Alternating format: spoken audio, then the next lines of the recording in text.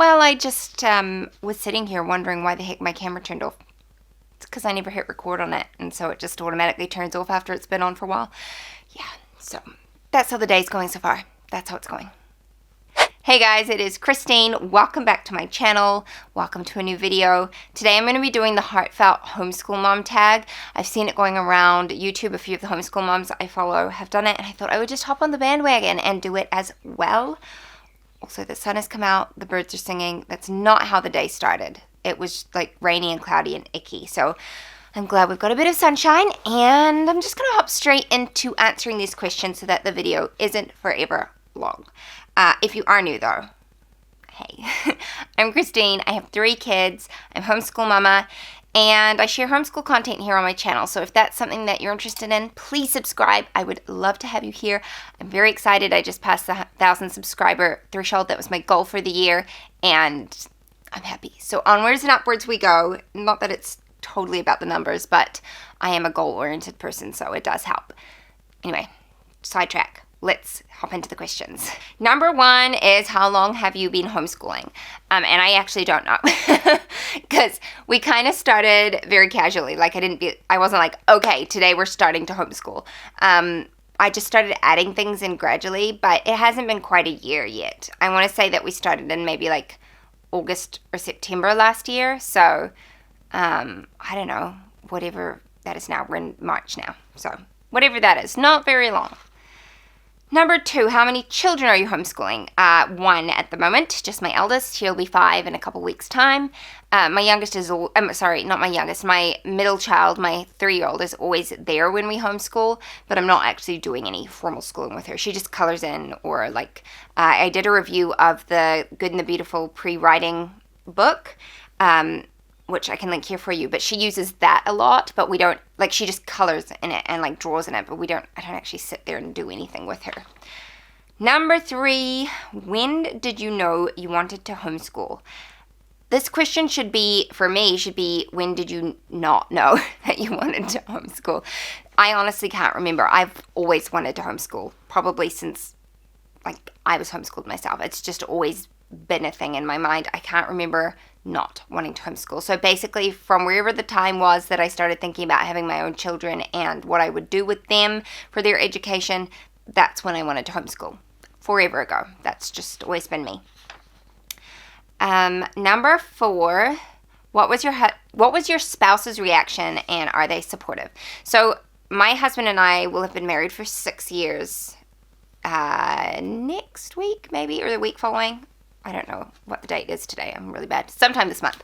We will have been married for 6 years. And homeschooling is actually something we talked about before we were even engaged. It's something I brought up because I felt so strongly about it. It was a deal breaker for me, which might seem so crazy for some people. But I think it also depends on which country you're in, what the school system's like, that kind of thing, and just your family values and ideals. And for me, it was a deal breaker.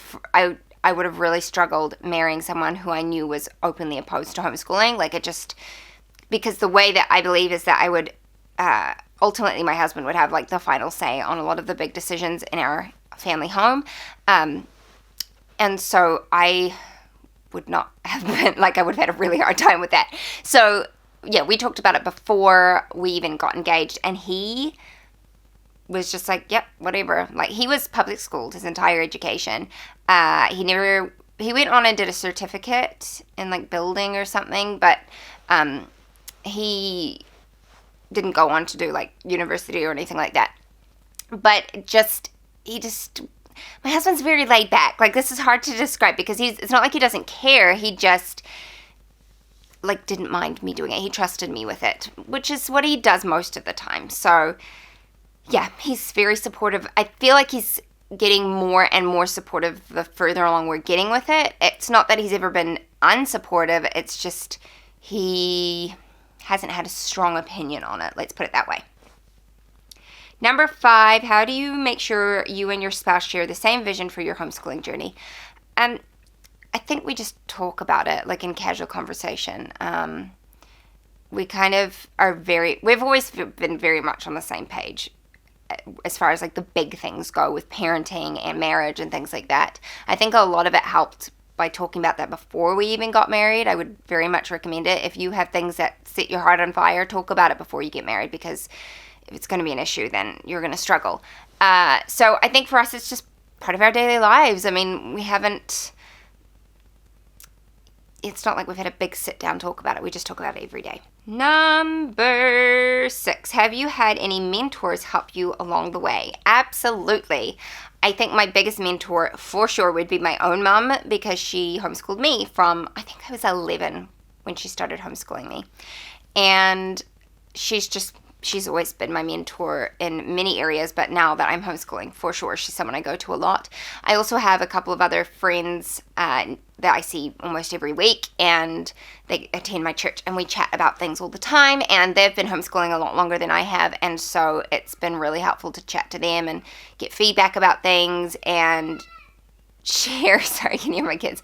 Share, encouragement with each other, and also just be able to vent and rant and it be in a safe environment where people understand you're not ungrateful for the opportunity to homeschool. It's just that sometimes things are hard, like parenting is just hard in general sometimes. Number 7, what is the best piece of advice you have ever received about homeschooling?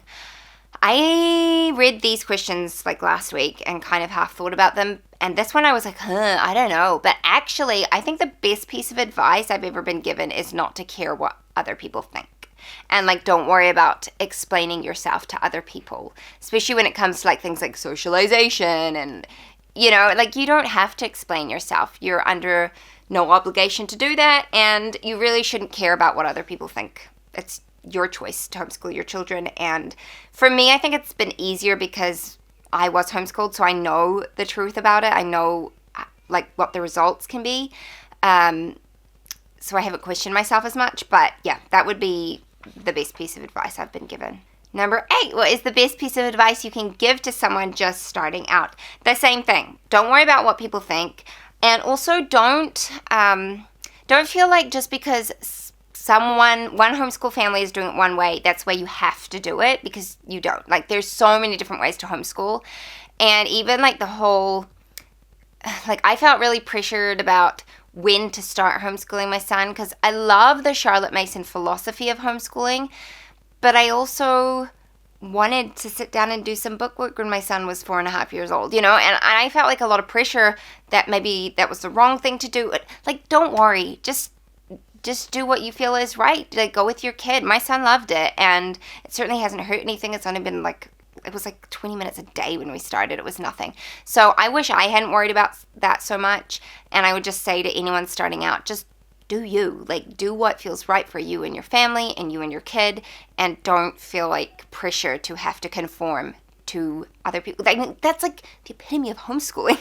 It's not having to conform to everybody else's standards. Just do what's right for you and your family. Number 9, what is the most difficult aspect of homeschooling? Keeping my patience. For sure, and certain. Definitely the hardest part.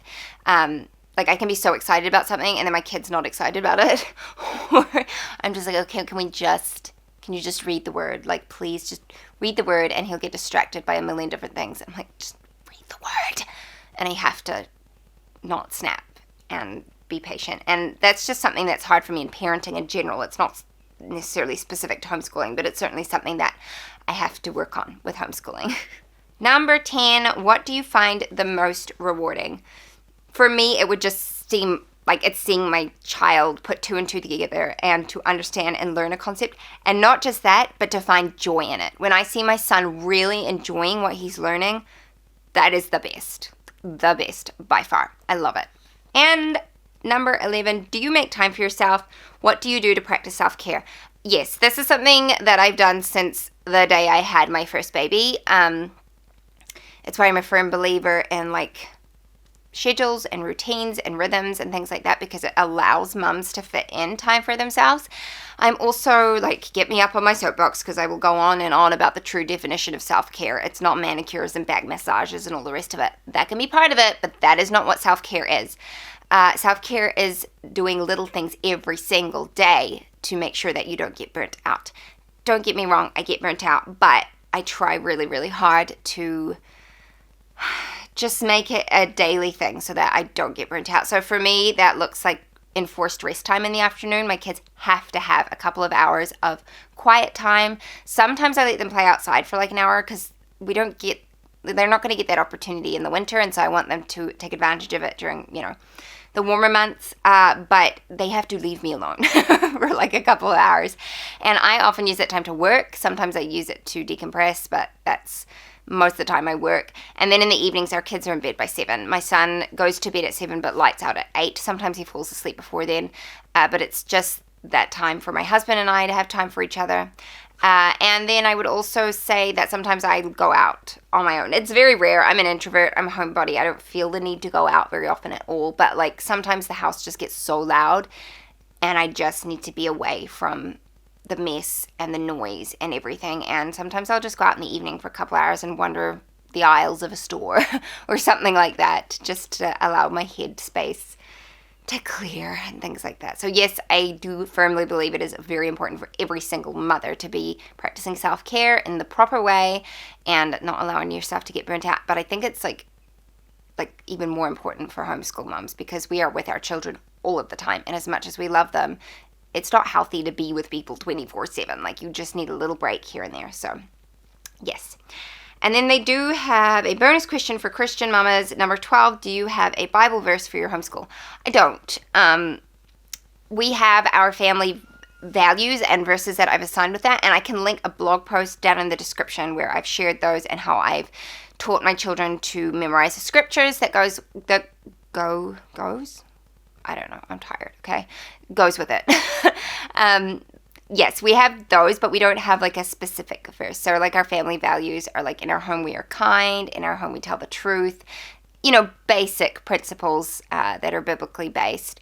And I just found verses that corresponded with each of those and taught my children those, and we review those very regularly. And it's what I always refer to as well when I'm then having to discipline my children. Like it gives rationale for the discipline and it makes it more real for them instead of just being like, this is what I said and this is no, actually this is what God says and this is why we do it. So that's what we do in our family. I don't have a specific verse, but we do have I think there's like 10 of them. So yeah, I can share that with you.